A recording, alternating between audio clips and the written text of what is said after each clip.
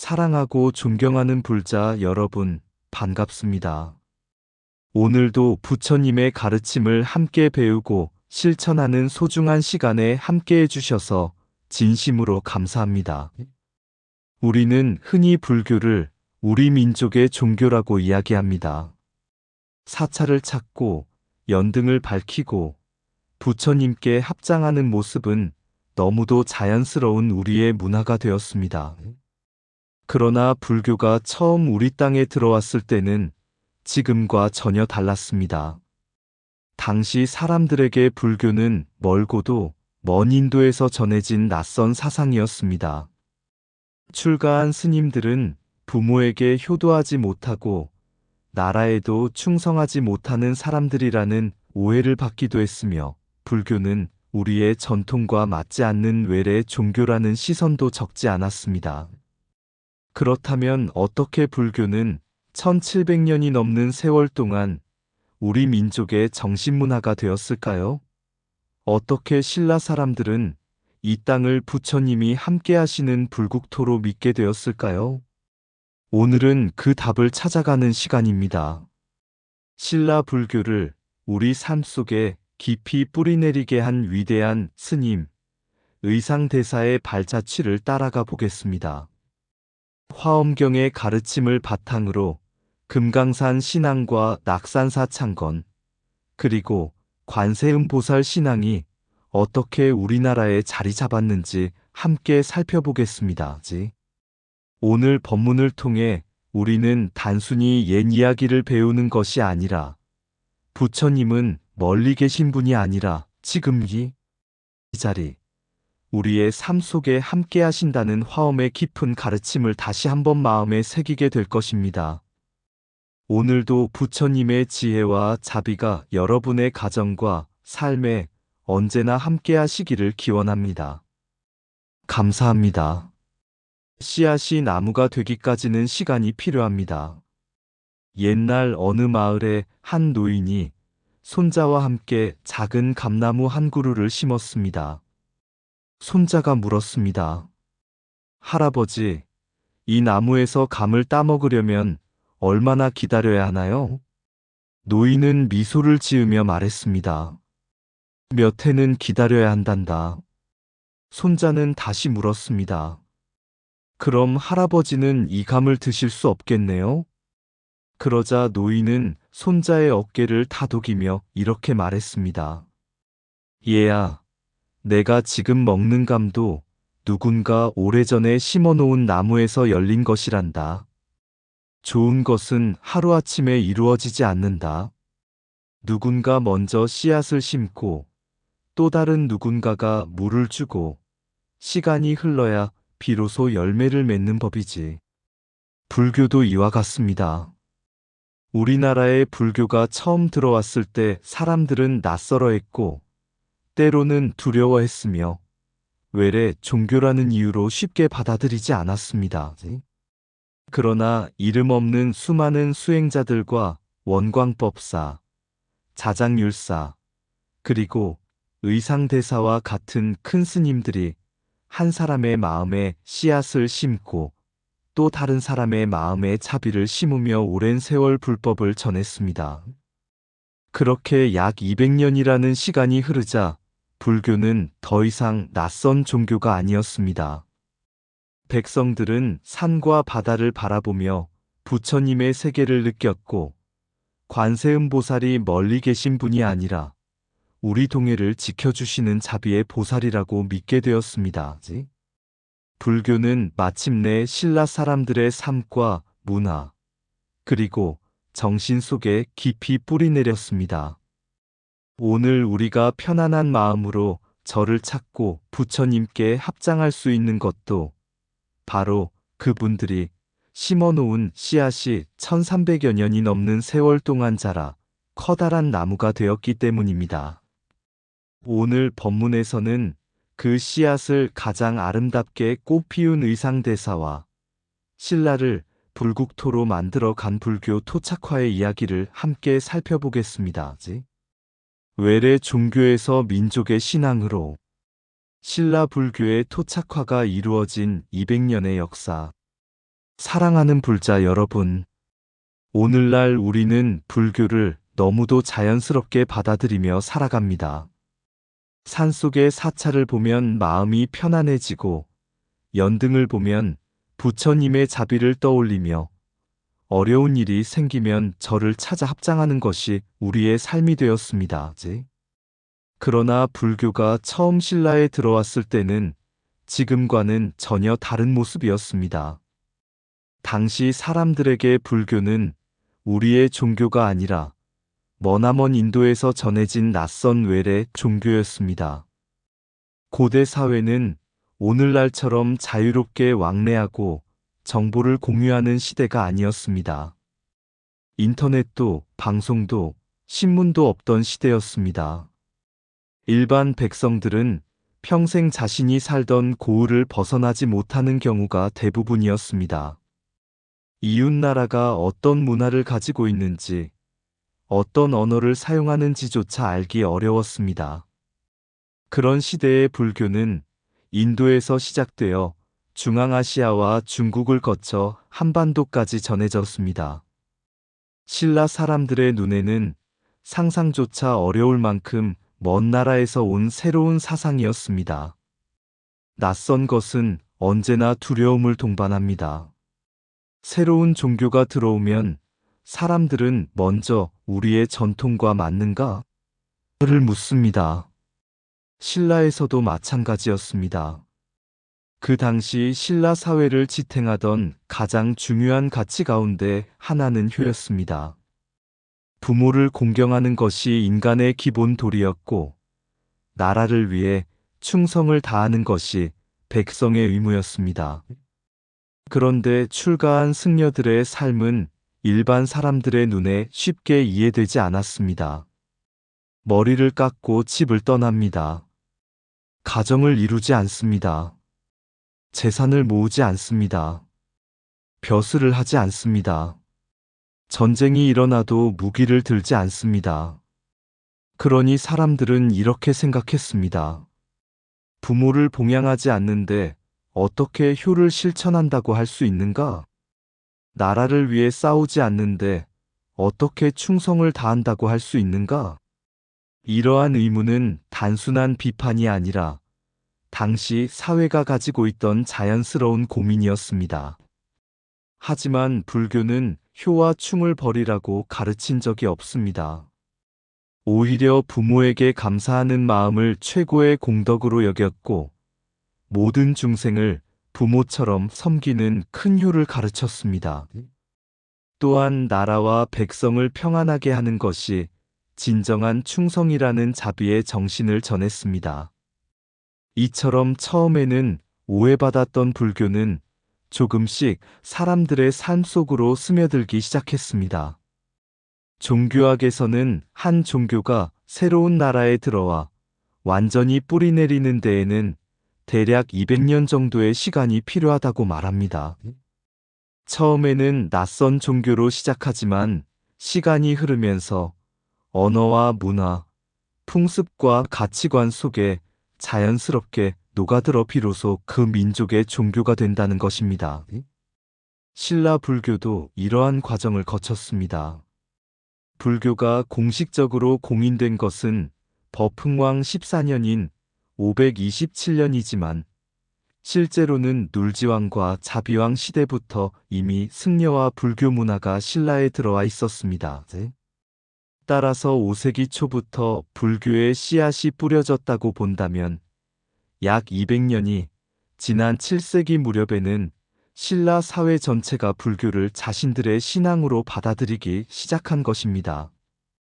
바로 이 시기가 진흥왕과 진평왕 시대를 거쳐 이루어진 신라 불교의 토착화 과정입니다. 진흥왕은 불교를 국가의 정신적 기반으로 삼아 나라를 하나로 모으려 했습니다.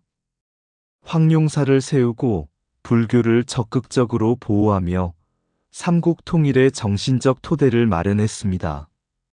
진평왕 시대에는 불교가 왕실을 넘어 백성들의 삶 속으로 더욱 깊이 스며들었습니다. 수많은 사찰이 세워지고 뛰어난 승려들이 배출되었으며 불교는 신라 문화와 예술을 꽃피우는 중심이 되었습니다. 그리고 이 시대에 등장한 인물이 바로 의상대사입니다. 의상대사는 화엄경의 깊은 가르침을 신라 사람들의 삶 속에 녹여냈습니다. 멀리 있는 부처님의 세계를 이야기하는 데 그치지 않고 우리가 살아가는 이 땅이 곧 부처님의 세계이며 이 산과 바다에도 부처님의 자비가 깃들어 있다는 희망을 전했습니다. 이것이 바로 토착화입니다. 토착화란 불교의 진리를 바꾸는 것이 아닙니다. 부처님의 가르침은 그대로 두되 그 나라 사람들의 언어와 문화, 생활 속에서 이해할 수 있도록 꽃피우는 것입니다. 그래서 신라 사람들은 부처님을 더 이상 먼 인도의 성인이 아니라 자신들과 함께 살아가는 자비로운 스승으로 느끼게 되었습니다. 사랑하는 불자 여러분, 오늘 우리의 신앙도 마찬가지입니다. 불교는 절 안에만 머무는 종교가 아닙니다. 가정에서 자비를 실천하고 직장에서 정직을 실천하며 이웃에게 따뜻한 말을 건네는 순간에도 불교는 살아있습니다. 우리의 일상이 부처님의 가르침과 하나가 될 때 비로소 불교는 진정한 의미에서 우리의 삶 속에 토착화되는 것입니다. 의상대사가 세운 화엄의 나라. 금강산 신앙과 화엄 사상이 신라에 뿌리내리다. 사랑하는 불자 여러분, 신라 불교가 외래 종교에서 우리 민족의 신앙으로 자리 잡는 과정에서 가장 큰 역할을 한 인물을 꼽으라면 많은 분들이 의상대사를 떠올릴 것입니다. 의상대사는 단순히 뛰어난 학승이 아니었습니다. 그분은 부처님의 가르침을 신라 사람들의 삶 속에 살아 숨쉬게 만든 위대한 실천가였습니다. 중국에서 화엄경을 깊이 공부한 의상대사는 귀국하면서 한 가지 큰 원력을 품었습니다. 화엄의 세계를 이 땅에서 꽃피우겠다.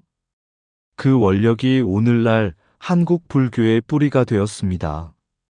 화엄경과 의상대사의 만남.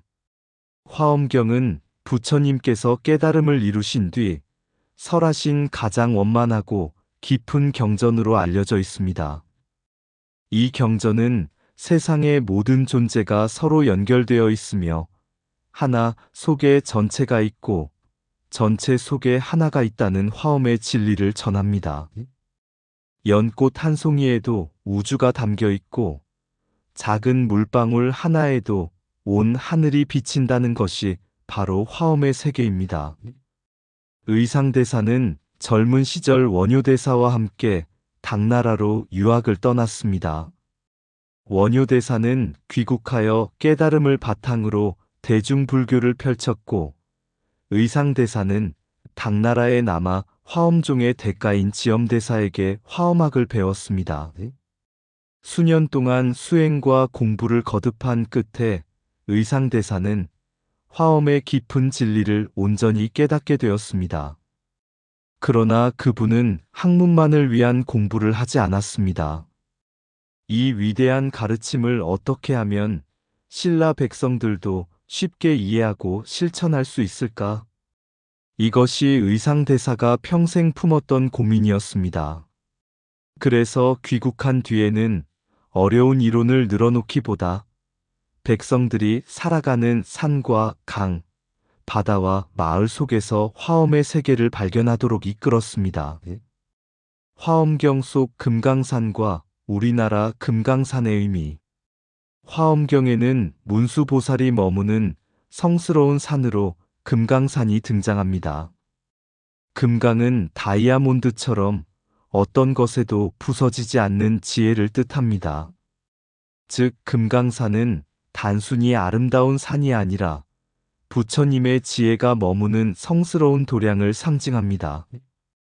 당시 불교 국가들에도 금강산이라는 이름의 산이 여럿 있었습니다. 그러나 의상대사는 화엄경의 금강산을 먼 나라의 신비로운 산으로만 남겨두지 않았습니다. 그는 우리 민족이 살아가는 이 땅에도 문수보살의 지혜가 깃든 금강산이 있다고 믿었습니다. 그래서 강원도의 아름다운 금강산을 화엄경의 성지와 연결하여 신라 사람들에게 소개했습니다. 이것은 단순히 산의 이름을 붙인 일이 아니었습니다. 부처님의 세계는 멀리 있는 것이 아니라 바로 우리가 살아가는 이 땅에도 있다. 이 믿음을 심어준 것입니다.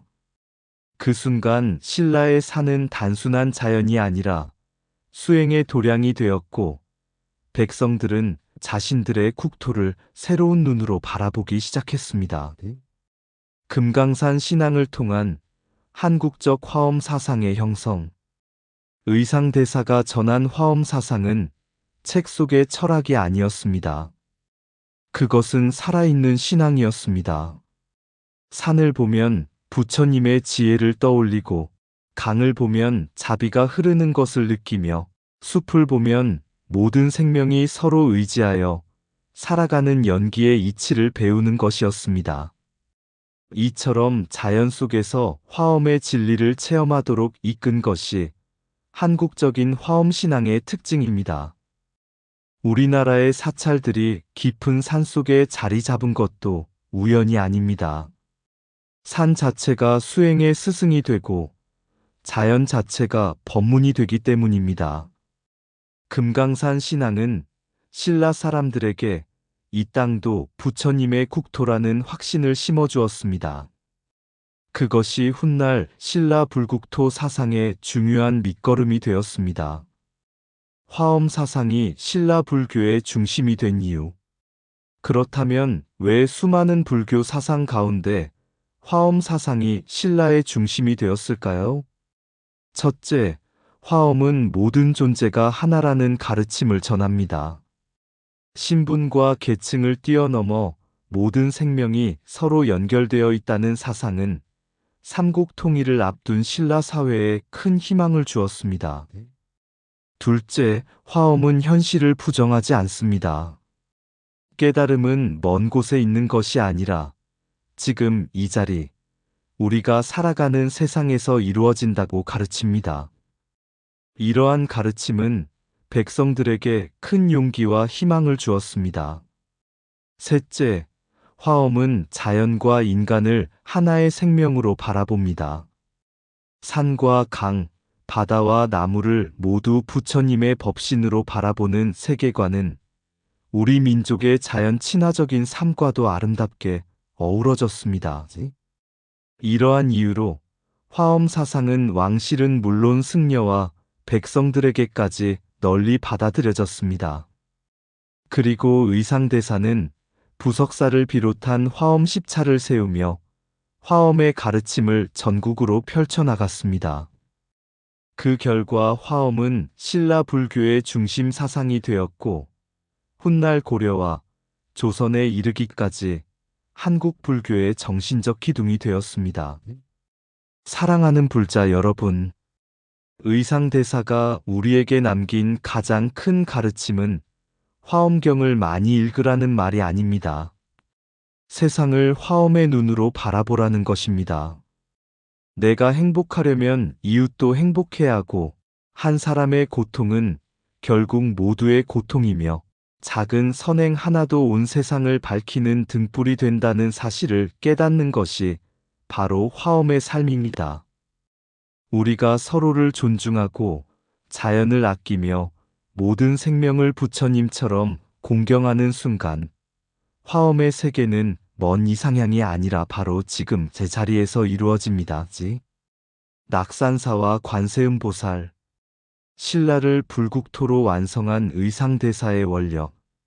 사랑하는 불자 여러분, 불교가 신라에 뿌리를 내렸다고 해서 그것만으로 토착화가 완성된 것은 아니었습니다. 불교가 진정으로 백성들의 마음속에 자리 잡으려면 한 가지 믿음이 더 필요했습니다. 그것은 바로 부처님과 보살님은 멀리 계시는 분이 아니라 지금 우리와 함께 하신다 는 확신이었습니다. 이 믿음을 신라 사람들의 가슴 속에 심어준 분이 바로 의상대사였습니다. 그 중심에는 낙산사와 관세음보살 신앙이 있습니다. 중국에서 관세음보살과 맺은 약속. 의상대사는 젊은 시절 당나라에서 화엄경을 공부하며 수행에 전념했습니다.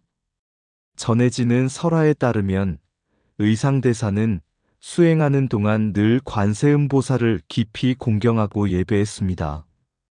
그러던 어느 날 관세음보살이 의상대사 앞에 나타나 말씀하셨다고 합니다. 그대가 신라로 돌아가면 내가 그곳에서 다시 그대를 만나리라. 의상대사는 큰 감동을 받았습니다. 하지만 한편으로는 궁금했습니다. 신라는 넓은 나라입니다. 어느 곳에서 다시 뵐 수 있겠습니까? 그러자 관세음보살은 말씀하셨습니다. 나는 그대 나라의 동해 바닷가에 머물고 있노라. 이 한마디는 훗날 한국 불교의 역사를 바꾸는 약속이 되었습니다. 동해에서 관세음보살을 친견한 의상대사.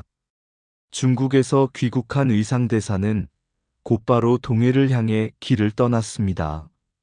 수도 경주를 떠나 포항을 지나고 울진과 삼척을 거쳐 강릉과 양양까지 동해안을 따라 걸었습니다. 그러나 아무리 찾아도 관세음보살을 만날 수 없었습니다. 의상대사는 자신을 돌아보았습니다. 아직 내 수행이 부족하기 때문이구나. 그는 자신의 부족함을 참회하며 끝없는 신심으로 기도했습니다. 마침내 동해의 푸른 바다 앞에서 간절한 마음으로 예배를 올리던 순간 관세음보살이 모습을 드러냈다고 전해집니다. 설화에서는 연꽃이 피어나 의상대사를 감싸 안았고 관세음보살은 자비로운 미소로 그를 맞이했다고 합니다. 이 이야기는 역사적 사실을 그대로 기록한 것이라기보다 의상대사의 지극한 신심과 관세음보살의 자비를 상징적으로 보여주는 불교 설화입니다. 중요한 것은 기적 자체가 아니라 의상대사의 원력과 그 원력이 신라 사람들에게 전한 희망입니다. 홍련암과 낙산사 창건 설화의 의미. 관세음보살을 친견한 의상대사는 그 감동을 혼자 간직하지 않았습니다. 그 자리에서 관세음보살을 모실 도량을 세우기로 서원했습니다. 그렇게 세워진 곳이 바로 홍련암이며 그 뒤에 창건된 사찰이 낙산사입니다. 낙산사는 단순한 절이 아닙니다. 우리나라 관음신앙의 중심 도량이며 지금도 수많은 사람들이 자비와 희망을 찾아 발걸음을 옮기는 성지입니다. 홍련암 절벽 아래에서 끝없이 밀려오는 파도 소리를 들으면 많은 사람들은 마치 관세음보살의 자비로운 음성을 듣는 듯한 감동을 느낍니다. 그래서 낙산사는 1300년이 넘는 세월 동안 수많은 중생들의 기도처가 되어 왔습니다. 관세음보살은 우리 곁에 계신다는 신앙의 탄생. 낙산사 창건 설화가 전하려는 가장 중요한 가르침은 무엇일까요? 그것은 관세음보살이 인도의 먼 세계에만 계시는 분이 아니라는 사실입니다. 당시 많은 사람들은 관세음보살이 멀리 남해의 보타락 가산에 머무신다고 믿었습니다. 그러나 의상대사는 백성들에게 새로운 희망을 전했습니다. 관세음보살은 우리 동해에도 계신다. 이 한마디는 신라 사람들의 신앙을 완전히 바꾸어 놓았습니다. 멀리 떠나야만 부처님을 만나는 것이 아니라 자신이 살아가는 이 땅에서도 자비를 만날 수 있다는 믿음이 생긴 것입니다. 이것이 바로 한국 관음 신앙의 시작이었습니다. 그래서 백성들은 슬플 때 낙산사를 찾았고 괴로울 때 관세음보살을 불렀으며 절망 속에서도 자비는 가까이에 있다는 희망을 잃지 않았습니다. 신라 불국 토설과 한국 불교 토착화의 완성. 의상대사의 가장 위대한 업적은 단순히 절을 세운 것이 아닙니다. 그는 신라가 곧 불국토라는 믿음을 심어주었습니다. 불국토는 죽어서 가는 먼 나라만을 의미하지 않습니다. 부처님의 가르침을 실천하는 곳, 자비가 살아있는 곳, 모든 생명이 서로를 존중하는 곳이 바로 불국토입니다. 의상대사는 화엄경의 가르침을 바탕으로 이렇게 말했습니다. 문수보살의 지혜는 금강산에 머물고 관세음보살의 자비는 동해에 머물며 부처님의 세계는 바로 이 신라 땅에도 펼쳐져 있다.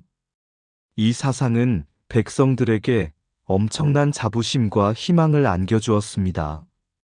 신라는 더 이상 변방의 작은 나라가 아니라 부처님의 가르침이 살아 숨쉬는 성스러운 국토가 되었습니다. 이것이 바로 신라 불국토설입니다. 그리고 이러한 믿음은 훗날 불국사와 석굴암을 비롯한 찬란한 불교 문화가 꽃피는 정신적 토대가 되었습니다. 사랑하는 불자 여러분, 오늘 우리도 의상대사가 남긴 가르침을 마음에 새겨야 합니다. 불국토는 멀리 있는 이상향이 아닙니다. 내 마음의 자비가 피어날 때, 가정의 화목이 깃들 때, 이웃을 용서하고 배려할 때, 그곳이 바로 불국토입니다. 관세음보살은 특별한 사람만 만나는 보살이 아닙니다. 괴로워하는 사람의 눈물을 닦아주는 손길 속에 계시고, 따뜻한 말 한마디를 건네는 입술 속에 계시며, 어려운 이웃을 돕는 우리의 행동 속에 살아계십니다. 의상대사가 꿈꾸었던 불국토는 1300년 전 신라에서 끝난 것이 아닙니다. 지금도 우리가 자비를 실천하는 그 자리에서 계속 만들어지고 있습니다. 부처님의 세계는 멀리 있지 않습니다. 바로 지금, 바로 이곳, 바로 우리의 마음에서 시작됩니다. 불교는 먼 나라에서 왔지만 자비는 우리 마음 속에서 꽃 피울 때 비로소 우리의 종교가 된다. 종교는 땅에 들어온다고 뿌리 내리는 것이 아니라 사람의 마음 속에 스며들 때 비로소 토착화된다.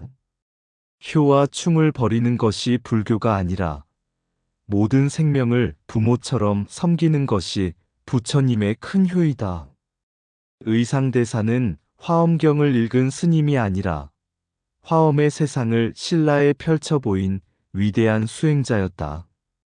화엄의 세계는 먼 이상향이 아니라 서로를 존중하는 한 사람의 마음에서 시작된다. 금강산은 돌이 단단한 산이 아니라 어떤 번뇌에도 흔들리지 않는 지혜의 상징이다. 산을 보면 부처님의 지혜를 배우고 바다를 보면 관세음보살의 자비를 배우는 것이 화엄의 삶이다. 부처님의 세계는 멀리 찾는 곳이 아니라 내가 살아가는 이 자리에서 발견하는 것이다. 관세음보살은 먼 하늘에만 계시는 분이 아니라 괴로움을 듣고 함께하는 자비의 마음 속에 늘 계신다.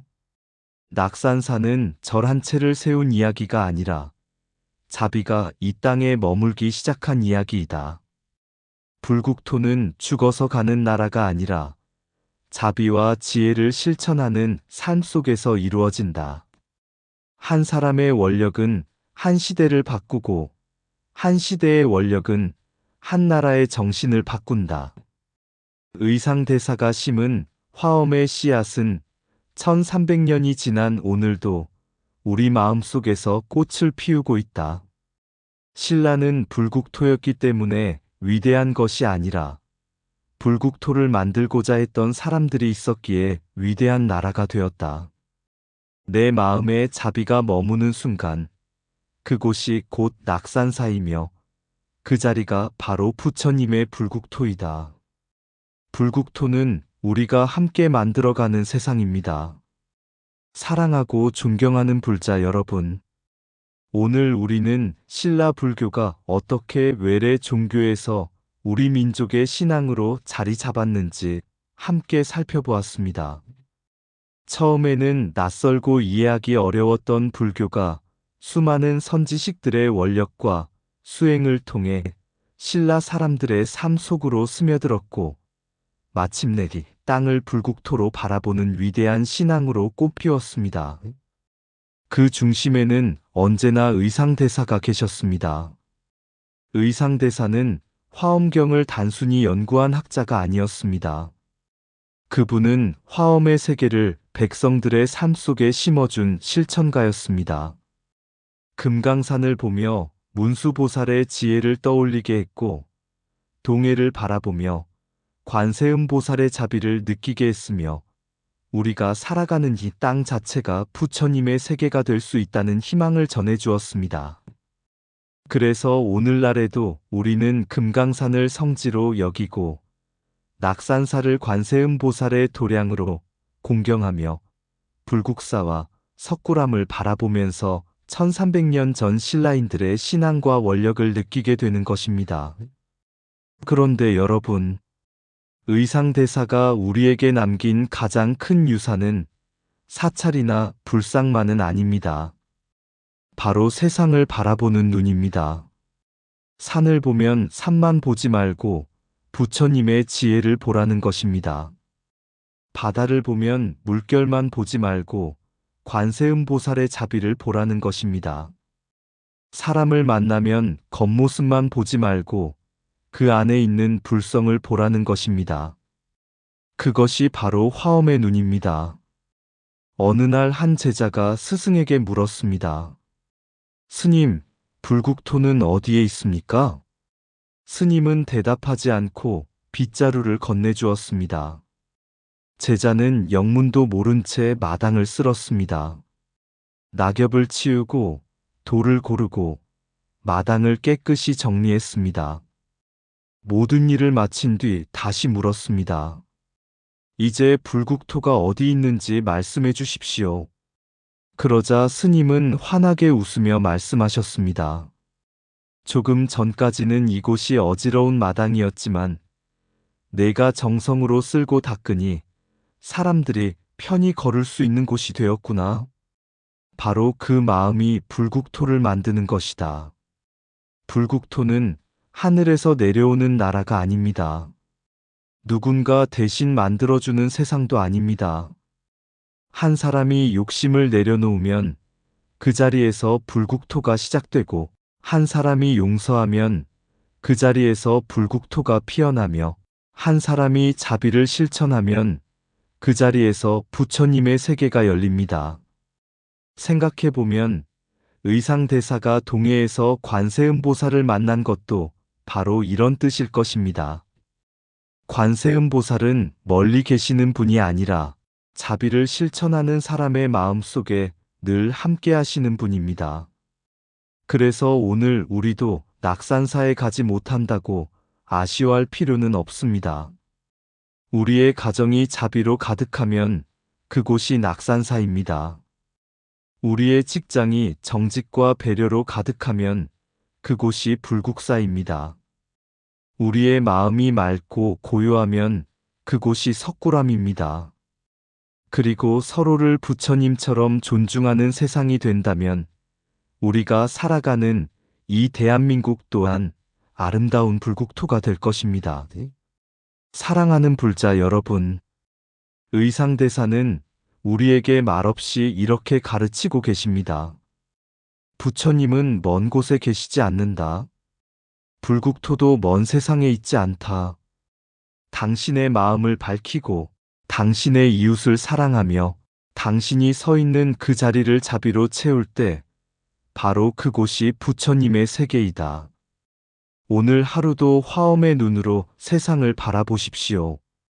금강산 같은 굳건한 지혜를 간직하시고 동해처럼 넓은 자비를 품으시며 의상대사의 원력을 이어받아 우리의 가정을, 우리의 이웃을, 우리의 사회를 조금씩 더 따뜻한 불국토로 만들어 가시기를 바랍니다. 부처님의 자비와 광명이 언제나 여러분의 삶과 함께 하시기를 기원합니다. 감사합니다. 불국토는 멀리 있지 않습니다.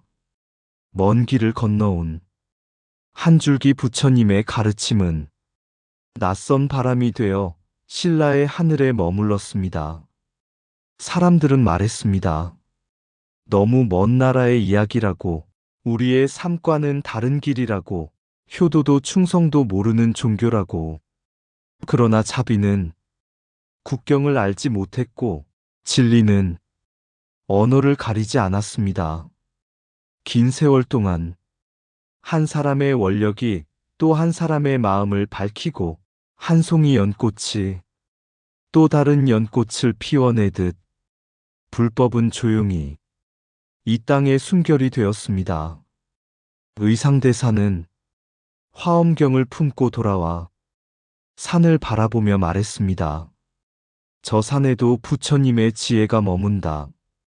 바다를 바라보며 말했습니다. 저 푸른 물결에도 관세음보살의 자비가 흐른다. 그래서 금강산은 지혜의 산이 되었고, 동해의 푸른 물결은 관세음보살의 자비를 품은 바다가 되었습니다.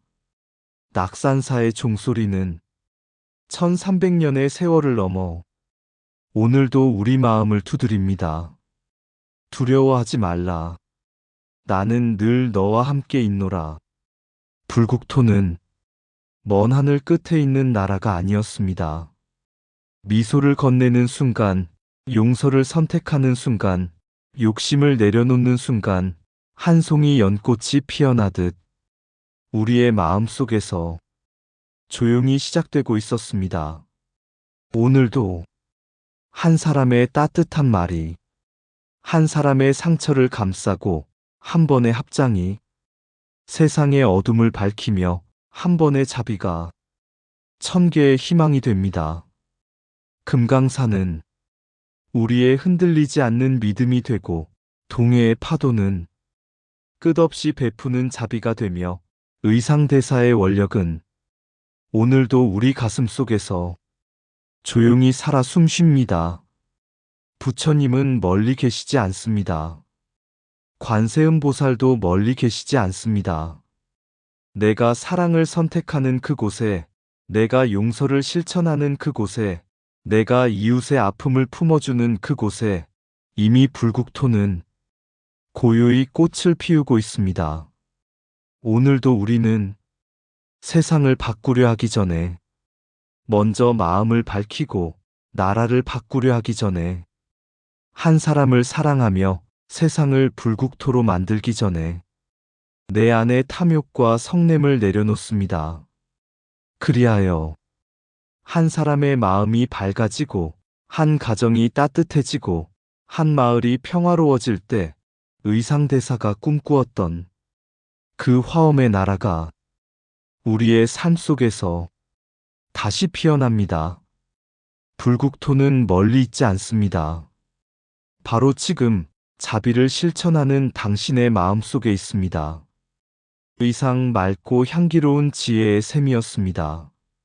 오늘도 복지 구족한 날 되세요. 구독과 좋아요는 맑고 향기로운 지혜의 샘에게 큰 자비의 등불이 됩니다.